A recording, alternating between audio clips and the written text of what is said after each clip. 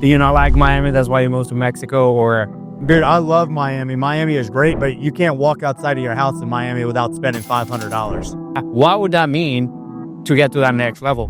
You know, at this point in my life, now is the time to go out and maximize your potential. I'm coming for it all. You know, I'm 36 years old. I've got a great family. I've got a great support network. I have a realistic possibility to become a billionaire in my lifetime and impact a lot of people. Right now, we're trying to protect our borders. So when you hire remote Latino, you keep them remote. That's right. Yeah. You don't like illegal immigration? Well, hire them down there. And you keep them remote. What's going on, guys? We are here today with the legend of online marketing in the real estate investment wholesale space. We got Nick Perry right here from 8-Figure Cartel. And he's running an amazing thing. So if you're an experienced investor, experienced wholesaler, you're experienced REI, flipper, and you want to take your business to another level, this podcast today is a perfect opportunity for you to find out what other people that are actually running 7-figure, 8-figure businesses are currently doing. So stick with us today. We're going to share a lot of things here in this episode. And Nick Perry actually does everything digitally, remote.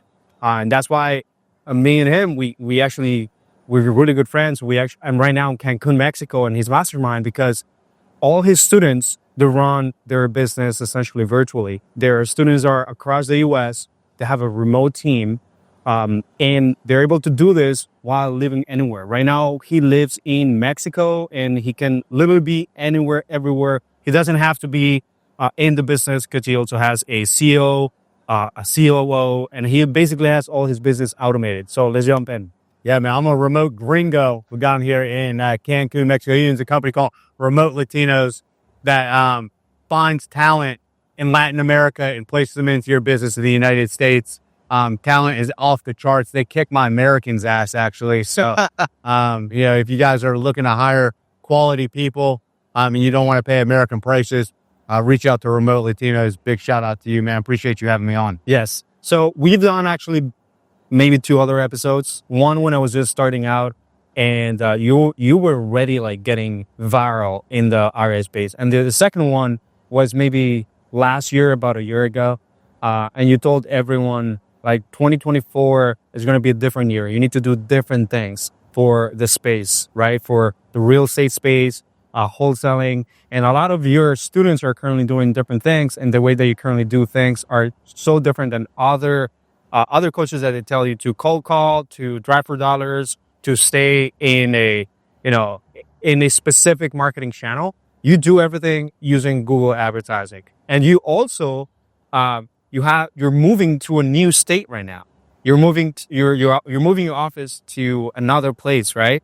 Yeah, I'm moving my office from Austin, Texas to Scottsdale, Arizona. So I'm doing a major relocation with my office, but times are changing. So you got to remain nimble in your marketing and know how to get in and out of different markets with the correct advertising tool. You got to know what pond's to fish in and what bait to use, or you're not going to catch any fish. Yeah. So you moving from Austin, Texas to Arizona, what was the major reason why you actually did that? Weren't you already making money there? Oh, yeah, but you got to give up the good for great. Austin, Texas is a phenomenal city. I love it there.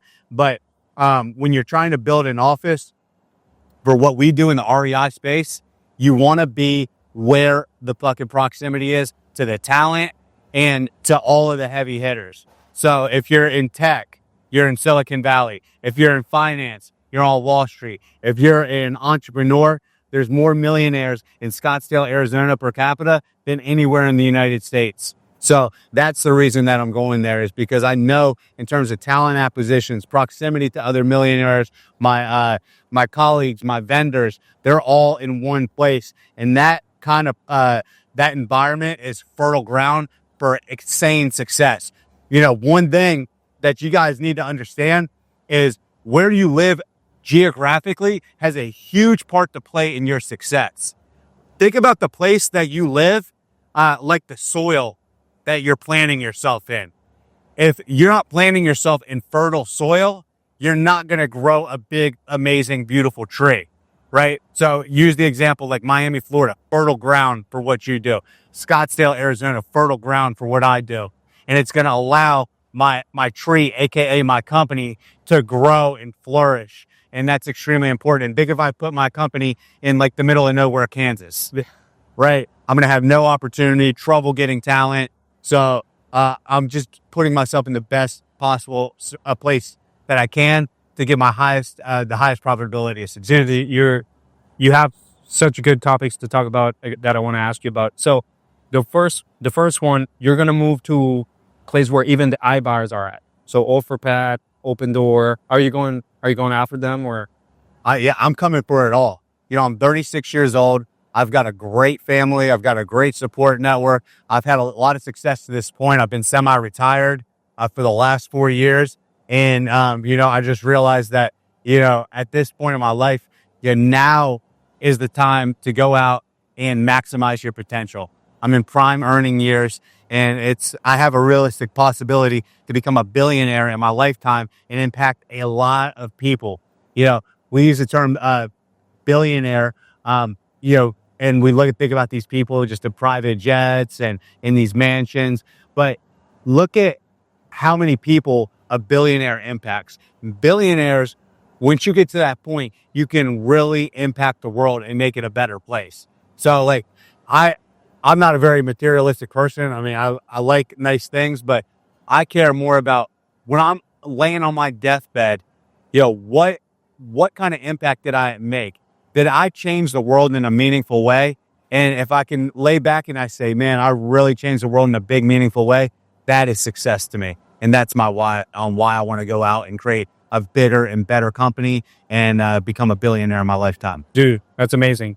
So do you think you're going to get to the point by, I don't know, maybe certain technology, going franchise or licensing what you do? Like what, for you, what do you feel is going to be the vehicle? Like we see Open Door, OfferPad, Zillow, Offers, and all of these companies, they literally have about 30% of the share of everything, the real estate or more. And they actually run a lot of advertising. They're in Google and they are all the way in the top. When they run ads, they will outspend you. What would that mean to get to that next level? Well, here's the deal: is we're able to compete against them because they're actually they're backed by hedge fund capital, and that hedge fund capital is used to take down properties, fund their overhead, their marketing, their payroll, their G&A.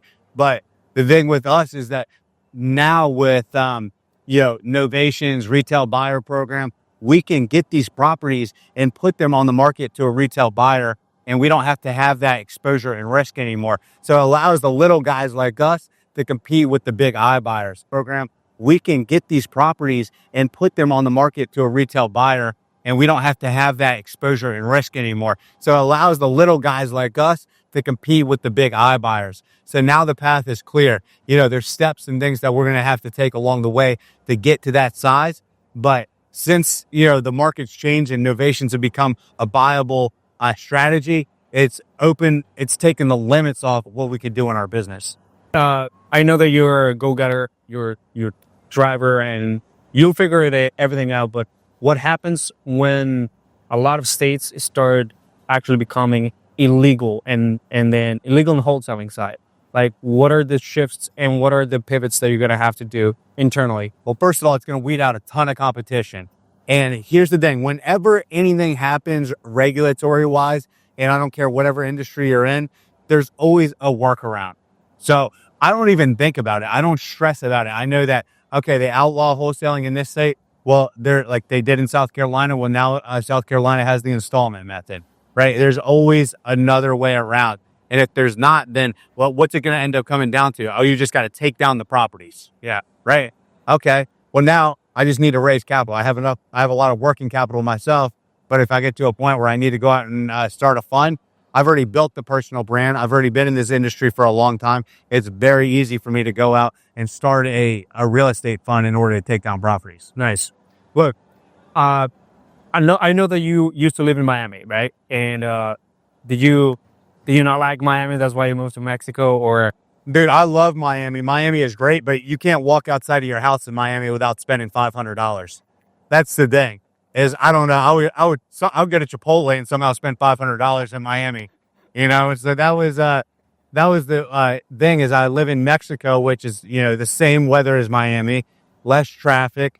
I make dollars in the United States. I spend pesos, so I live like an absolute king here. The cost of living in terms of like a place to live, it's about 3 times as expensive in Miami than it is here in Cancun, Mexico. Yeah. So I have all the advantages of Miami without, the high cost of living. Yeah. So London, your newborn, Yes. she's gonna have 3 citizenships. Yeah. So she's already a dual citizen. Now my daughter, I was able to get her Mexican citizenship and U.S. citizenship. So here's how if you want to get dual citizenship for your kids, bring them down here to Mexico, have your baby. They're going to give you a Mexican birth certificate. Once you have that Mexican birth certificate, you can get a Mexican passport. All you need to do is you need to go to the U.S. consulate, get your U.S. International birth certificate saying you had a child abroad. Then you can use that birth certificate to get a U.S. passport.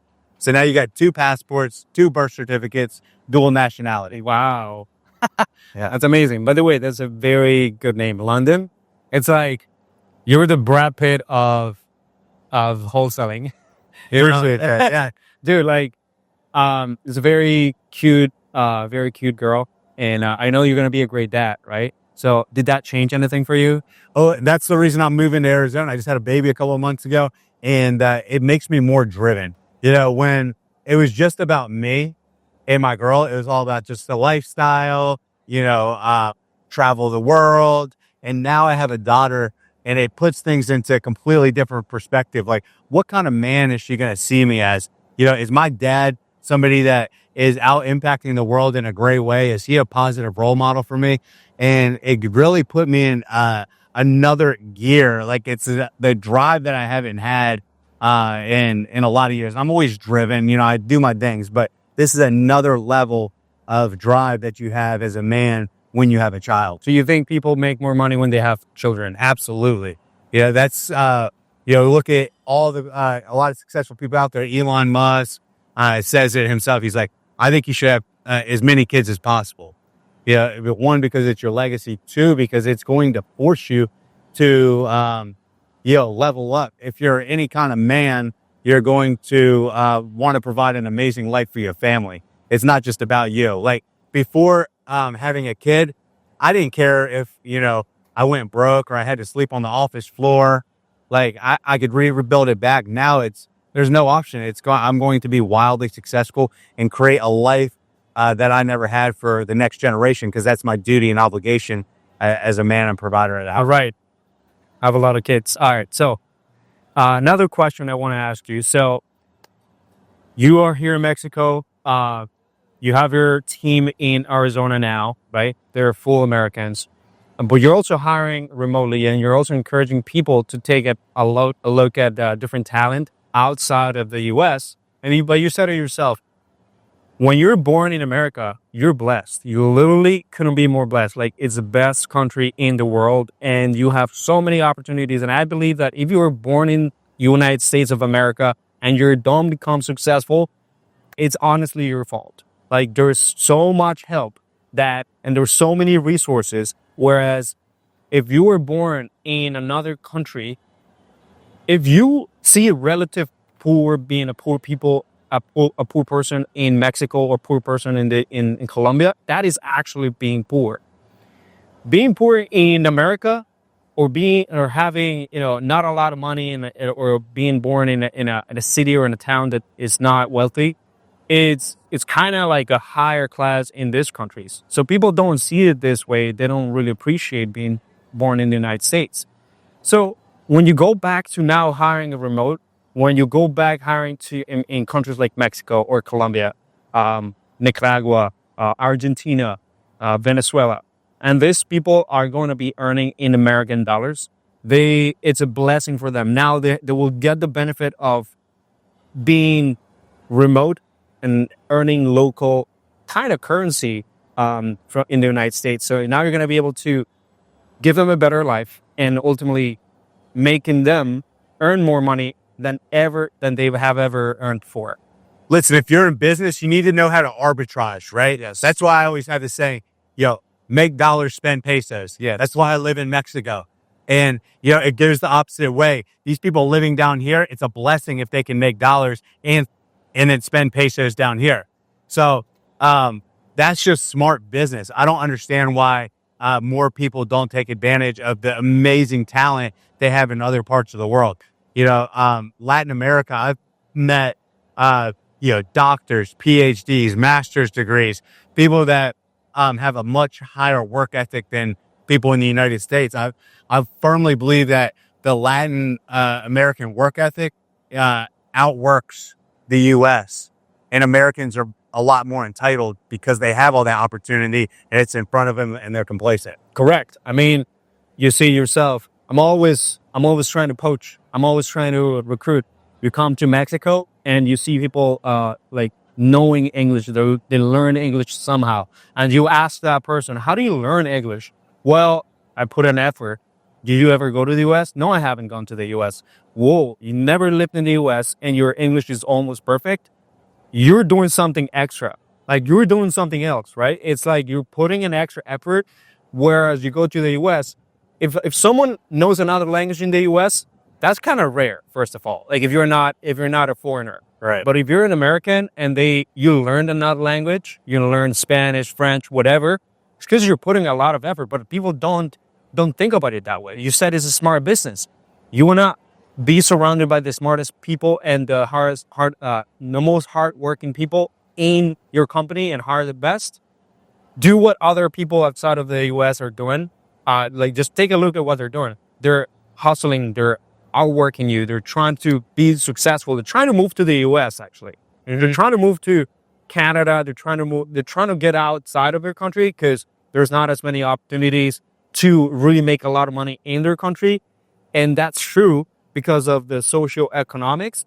And here in America, like you can make a lot of money. You can make a business literally can start a business without spending money. Like wholesaling, you can start it right now and start doing cold calls, start doing whatever it is, and you can actually make a lot of money, right? As you start going, right? And you have to later on invest in business, but it's very hard to do those things in Latin America. So smart business is hiring someone offshore because they have the work ethic, they have the hustle.